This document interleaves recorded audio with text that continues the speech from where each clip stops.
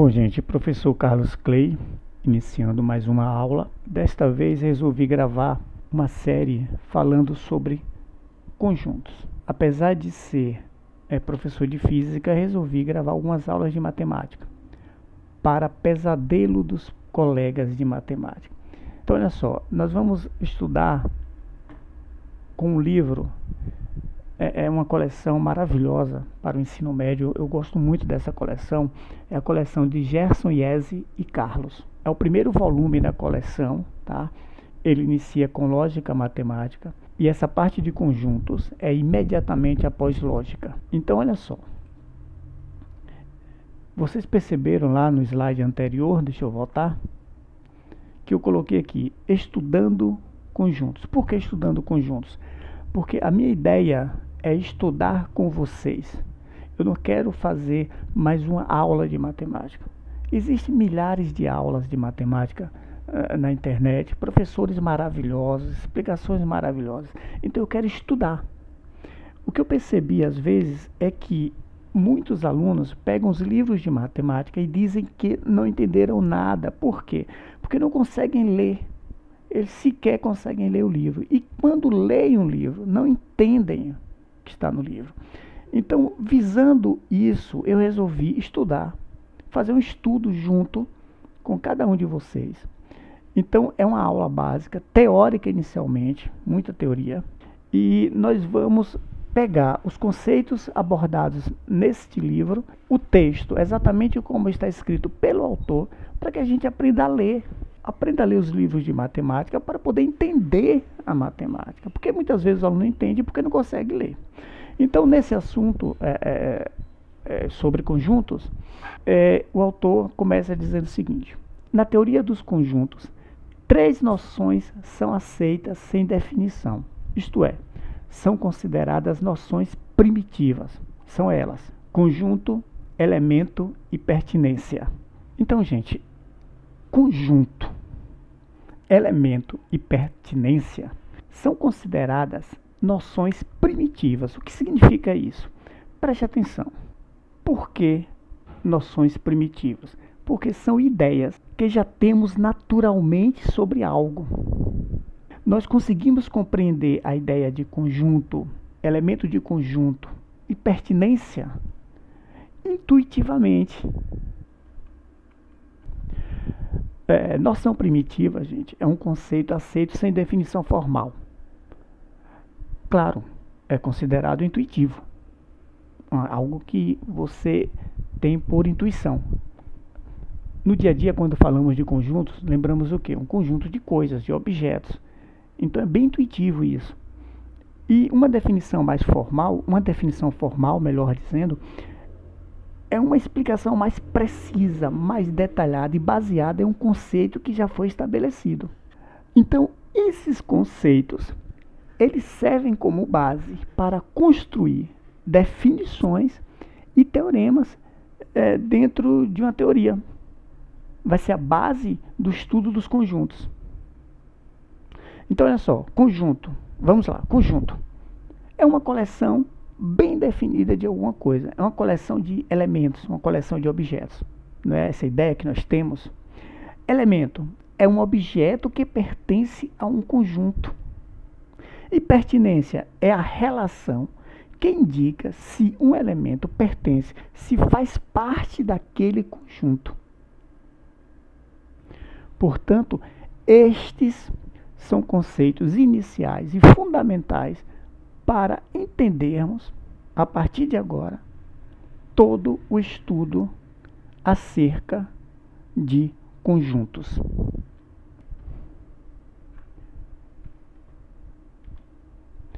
Bom, gente, o autor continua. A noção matemática de conjunto é praticamente a mesma que se usa na linguagem comum, ou seja, a nossa linguagem do dia a dia. Então, o conjunto das vogais, claro, está bem subentendido que é o conjunto dos elementos A, E, I, O, U. Aqui. Conjunto dos algarismos romanos. eu tenho aqui o conjunto dos algarismos romanos. Então veja que é algo bem intuitivo mesmo. Conjunto dos números ímpares positivos. Aqui eu tenho o conjunto dos números ímpares e positivos. Conjunto dos planetas do sistema solar. E aqui eu tenho Mercúrio, Vênus, Terra, Marte, tenho outros. Conjunto dos números primos positivos, os primos positivos, tá? E o conjunto dos naipes das cartas de um baralho. Então, paus, ouros, copas e espadas. Bom, sejam A um conjunto e X um elemento, se X pertence ao conjunto A, escrevemos. Então, a forma de escrever e dizer e afirmar que X, esse X representando um elemento, tá? Ele pertence, ele está dentro do conjunto A, ele faz parte do conjunto A, é este símbolo aqui, ó, pertence, tá? Símbolo de pertence. De igual modo, para eu dizer que não pertence, eu utilizo esse símbolo de pertinência cortado. Então, é assim que eu indico que um elemento não pertence ao conjunto A. Vai fixando, tá? Elemento pertence ou não pertence ao conjunto. Logo, pertencer é uma relação do elemento para um conjunto. Olha só, é comum, é habitual representar um conjunto pelos pontos interiores a uma linha fechada e não entrelaçada. Gente, veja que é muita teoria, a gente está vendo bastante teoria para que fixemos bem esse assunto. Então, para representar o conjunto, eu posso desenhar uma linha fechada, tá? E representar pontos internamente a esta imagem, indicando os elementos daquele conjunto. E observem que eu tenho aqui representando o conjunto a letra A maiúscula e os elementos as letras minúsculas, tá? Então olha só, eu posso afirmar aqui o seguinte, que A pertence ao conjunto A, B pertence ao conjunto A, C pertence ao conjunto A, ou seja, eles estão internos a esse desenho, tá? A esse a esse diagrama fechado aqui, feito por uma linha fechada, mas o elemento D não pertence ao conjunto A, ele está fora do conjunto A.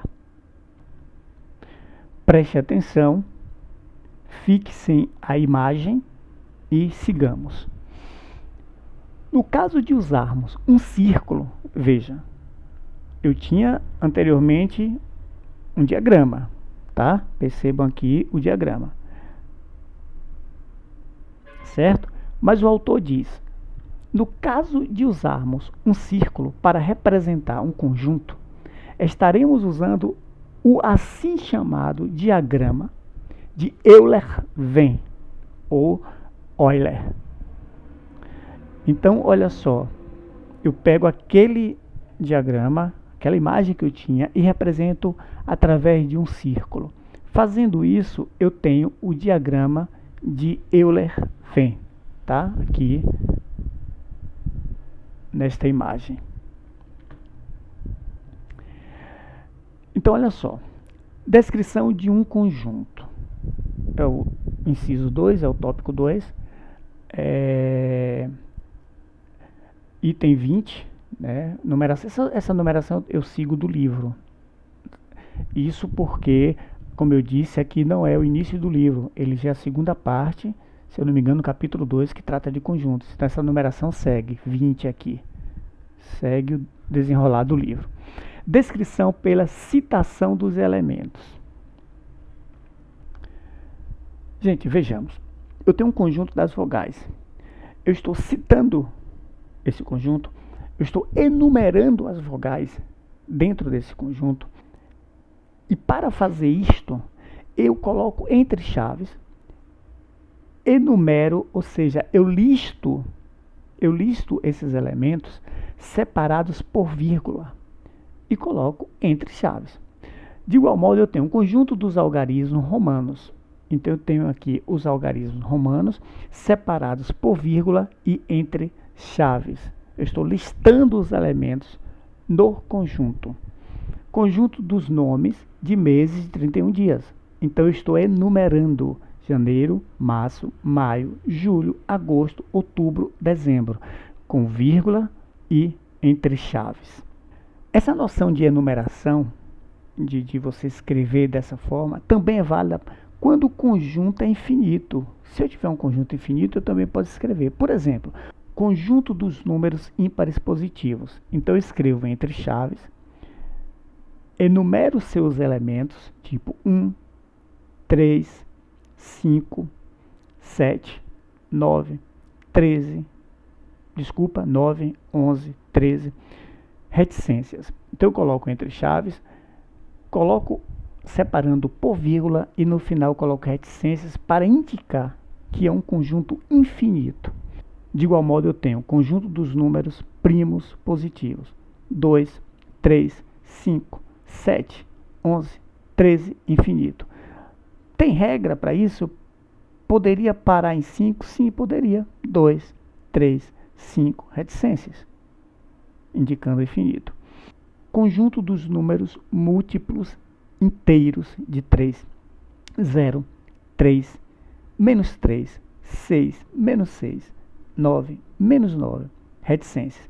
Veja que em cada enumeração dessa, em cada lista dessa, eu consigo entender o que eu estou listando.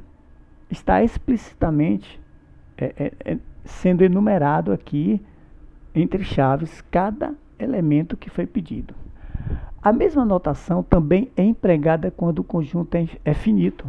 Se eu tiver um conjunto finito, eu também posso expressar assim.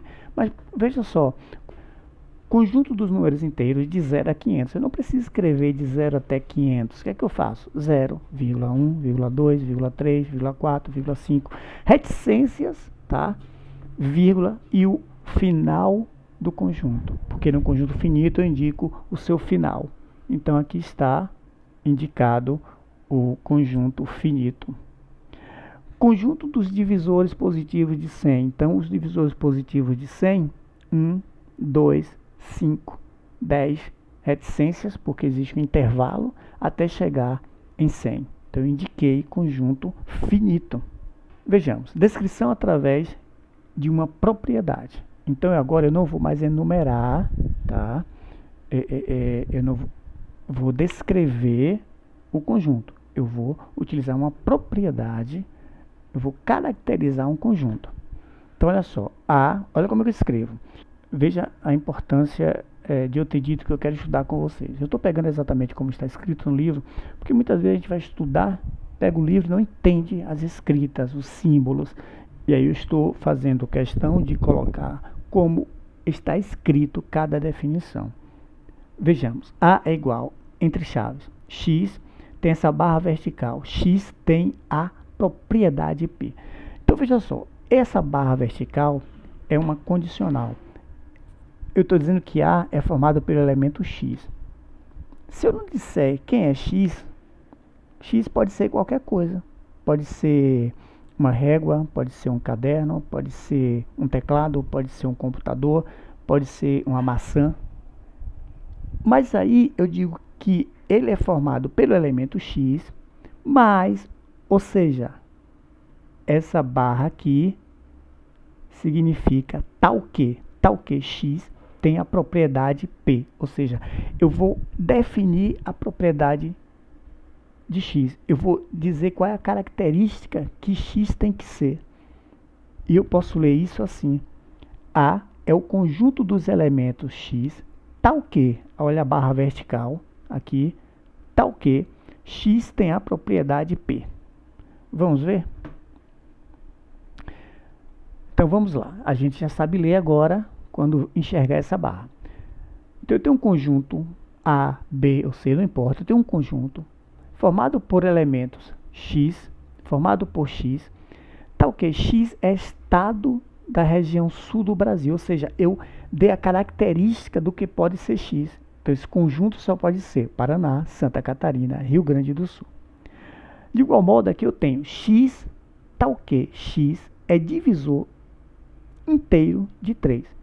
Então eu estou definindo, dando características do que pode ser x. Não pode ser qualquer coisa. O elemento é x. Então o conjunto é formado por x, mas o x é caracterizado por ser um divisor inteiro de 3. Divisor inteiro de 3, aí eu coloco entre chaves 1 menos 1, 3 menos 3. Está aqui o conjunto que foi especificado através de uma propriedade. X, tal que x é inteiro e x é maior do que 0 e x é menor do que 5. Na verdade, quando esse sinal de maior e de menor, quando os sinais de maior e de menor tiverem esse sinal aqui embaixo, significa menor ou igual. Então, 0 é menor ou igual a x, por isso que eu disse que x é maior que 0, ou maior ou igual a 0. E x é menor ou igual a 500. Então, eu defini quem pode ser x para o meu conjunto. Aí eu escrevo entre chaves 0,1, 2, 3, um intervalo finito, mais grande. Então, eu coloco reticências. Um intervalo finito, porém grande. Isso eu quis dizer. Então, olha só, eu coloco reticência, vírgula e indico onde ele termina. Pronto. Feito o meu conjunto. Conjunto unitário, conjunto vazio. Chama-se conjunto unitário aquele que possui um único elemento. Então, vejamos. Conjuntos dos divisores de 1, inteiros e positivos. Então, 1 é divisível por 1 e por menos 1.